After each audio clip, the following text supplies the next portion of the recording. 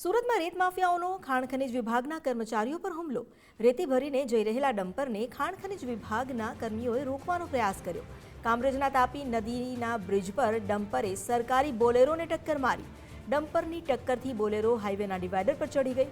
બોલેરોમાં સવાર ખનીજ વિભાગના અધિકારીઓના જીવ તાળવે ચોંટી ગયા. 2 વખત બોલેરોને ટક્કર મારી ડમ્પર ચાલક ફરાર થઈ ગયો.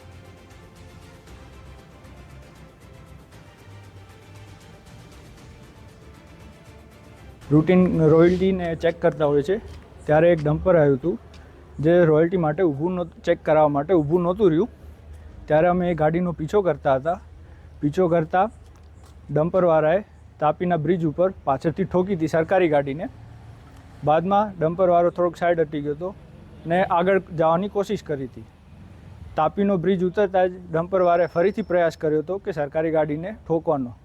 ત્યારે થોડીક આગળ જતાં જ મેકડોનલ્ડ્સથી 100 થી 200 મીટર પહેલાં જ ડમ્પરવાળાએ પ્રયાસ કર્યો સરકારી ગાડીને ઠોકી અને સરકારી ગાડીને ડિવાઈડર ઉપર ચડાવી દીધી હતી. સરકારી ગાડીમાં પાછળથી ઠોકાયેલું છે. સાઈડમાં ડાબી બાજુ કાચ, બારી અને દરવાજો 3 વસ્તુ તૂટેલી છે.